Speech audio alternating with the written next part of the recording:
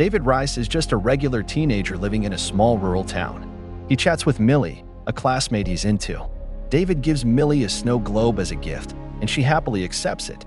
Mark, another classmate, jumps in and grabs the gift, playfully teasing David.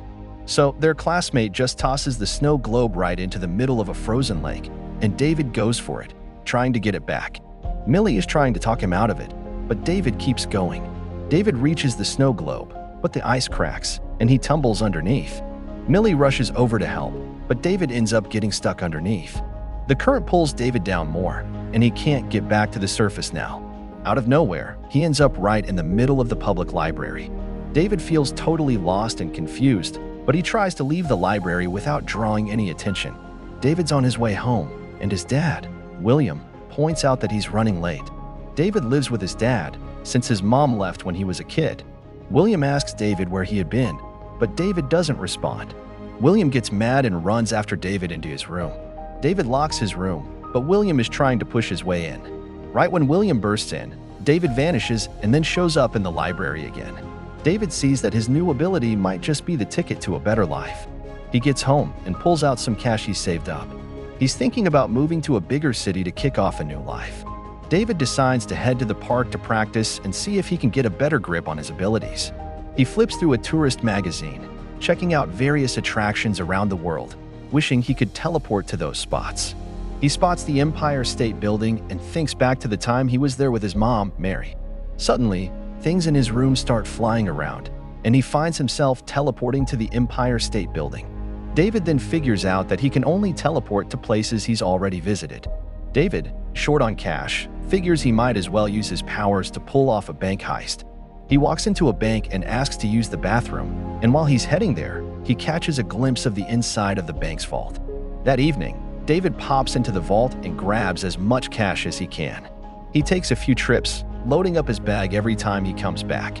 The next day, they start looking into the bank robbery. Roland Cox shows up and tells the bank manager he's with the government. He asks for all the video surveillance footage and the names of everyone who has entered the bank in the last month.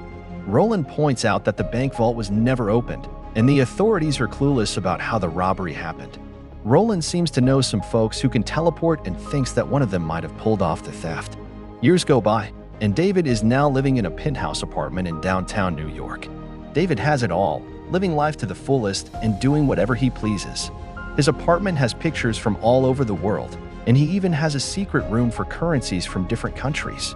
David teleports to a bar in London and sees a beautiful woman. He teleports to her without a second thought, and another guy, Griffin, catches him in the act.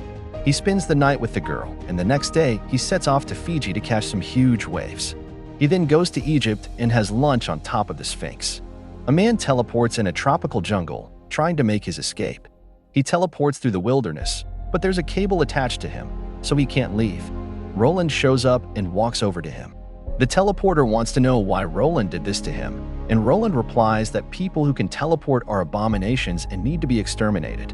He stabs the man, and he dies. Roland gets a phone call about the robbery that happened a few years ago. David gets back to his apartment in New York and finds Roland there. Roland tells David he's looking into a bank robbery, but he's not with the police.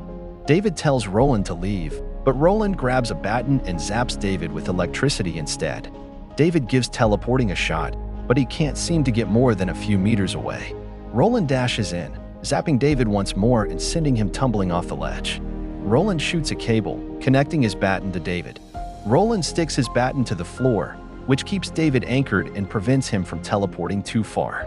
David is really trying to get away, teleporting to a secret room in the wall and successfully cutting off the cable. David grabs a bunch of bags filled with cash and vanishes. He shows up again in his dad's house, back in his old room. William hears David coming and hurries over to him. William pleads with David to stick around, saying he's been feeling like he's losing his mind ever since his son went missing. David tells William he's not going crazy, but then he disappears just as quickly. The next day, David searches for Millie and spots her working at a nearby bar. He runs into his old school bully, Mark, and they end up in a brawl. So David just teleports Mark into a bank vault and leaves him there. David comes back to Millie, and they chat for a bit. David chats with Millie about his new job in banking and asks her how things are going in the small town. Millie shares that she still dreams of traveling the world, and David offers her a ride. Millie is super excited to hear this and tells David she'd love to go with him.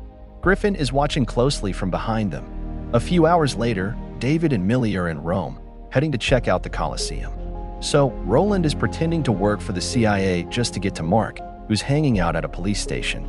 He asks him what went down at the bank, and Roland finds out about Millie, discovering that she just got to Rome. David and Millie are in an apartment in Rome, chatting about their lives and how they've managed to get through the last couple of years. David and Millie share a romantic moment, kissing passionately. Later that day, David sneaks Millie into the Colosseum and they wander around, dodging guards. David separates from Millie to unlock a door and finally runs into Griffin. Griffin shows up as another person who can teleport, calling himself and others like him jumpers. Griffin calls David out on his flashy and laid-back lifestyle, letting him know that a group called the Paladins is set on taking out all jumpers. As he explains, a pair of Paladins show up. The Paladins come closer and pull out their batons, and then a fight starts. David attempts to run but gets caught by one of the electrified cables. His ability to teleport is disabled again. Griffin then fights the two Paladins and quickly overpowers them. He takes out both pursuers and tells David he's been taking down Paladins for a while now. He just teleports off to his secret lair. David spots a jump scar left by Griffin's jump and decides to follow it. Griffin tells him to back off, and David goes back to Millie. David takes Millie away, leading her out of the Colosseum, but Millie wants to know what's going on. Just as David was about to explain, the police showed up and arrested him for breaking into the Colosseum. David is at the police station, being questioned. He insists he's just a tourist who broke some rules and feels sorry about it. The officers leave David, saying he should wait for the magistrate from the US Embassy. While David is waiting, a woman walks in, and he realizes it's Mary, his mom. Mary tells David he has just 30 seconds before more Paladins show up and hands him a key for his handcuffs. Mary rushes back outside, and David runs after her, but he can't catch up. David meets up with Millie again, and they both head to the airport. At the airport, David tells Millie they need to part ways.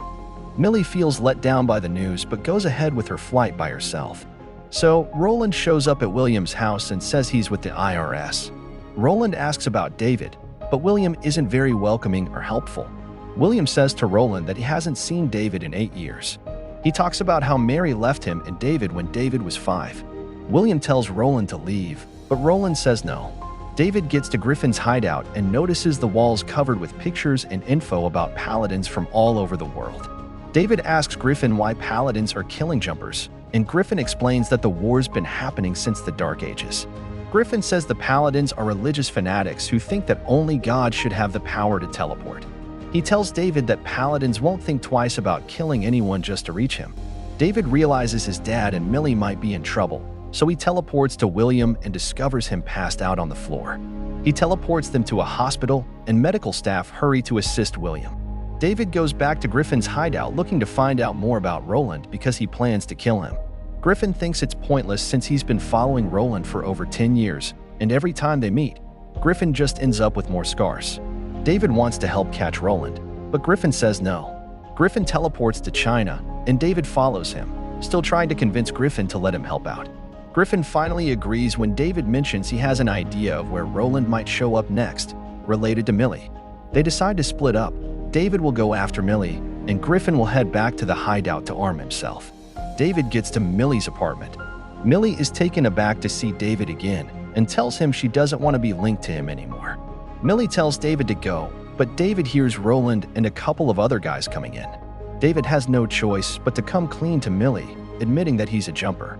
Millie can't believe what she's seeing with David's powers and totally freaks out, running away.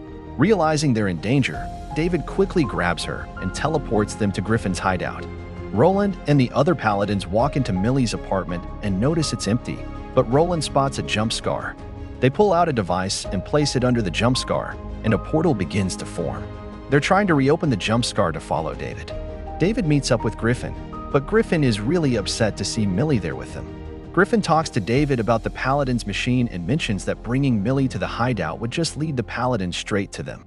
David and Griffin take a look at the jump scar and notice it's getting bigger. Just a few seconds later, Roland shows up. David and Griffin are hiding, and while David is tucked away, he spots a picture of Mary on Griffin's wall of known Paladins. So David gets hit with this electrified cable and ends up stuck against a wall. Griffin walks in with a flamethrower in hand. Griffin and Roland end up in a fight, with Griffin using his teleporting skills to take the lead. Roland puts up a solid fight, making good use of the Paladin's technology. Griffin punches Roland out of the hideout and then teleports back with a bus speeding toward Roland. Roland barely has time to react, yet he still manages to dodge the bus coming his way. Millie sees David stuck to a wall and tries to help him, but then Roland shows up, looking like he wants to kill her. Millie is frozen in place, but Griffin shows up again with the flamethrower and sends Roland flying back into the jump scare. Griffin jumps in right after him. Roland and Griffin are back in Millie's apartment, and the fight goes on. Once they're back in the hideout, Millie manages to free David but lets him know she wants to head home. She just wants to stay out of everything going on and get back to her regular life. David has no other option and goes along with it. As he's getting ready to take Millie back, Griffin shows up again, successfully carrying the Paladin's jumpscare opener. Even with the jumpscare still active, the Paladins manage to launch a cable and grab Millie, bringing her back to the apartment. David's looking to save Millie, but Griffin's getting ready with a bomb. David feels a bit lost, but Griffin reassures him that this is his opportunity to put an end to the Paladins for good. He's planning to teleport to the apartment with the bomb. David protests and then teleports away with the bomb. Griffin runs after him, and they end up in a fight, teleporting to all sorts of places. They just teleport to Egypt, San Francisco, New York, all while trying to get the bomb's remote detonator. They find themselves in a war-torn country, and Griffin finally gets his hands on the detonator. But Griffin doesn't notice that a pylon is about to fall on them. David teleports Griffin into the pylon, and the huge surge of electricity grabs hold of him, pinning him down. Griffin is trying to talk David out of going back to the apartment, saying he won't have a chance against 5 Paladins, but David is set on rescuing Millie. David gets back to the apartment and finds Millie, but then he gets hit by 5 electrified cables that the Paladins have set up there. David is having a tough time, still trying to teleport away. The whole apartment shakes really hard. Every time David tries to teleport, the apartment goes with him since the wires are attached to both David and the apartment. He grunts and shouts, making the apartment walls shake and crack. So he finally teleports the whole apartment back to the lake, the place where he first found out about his abilities.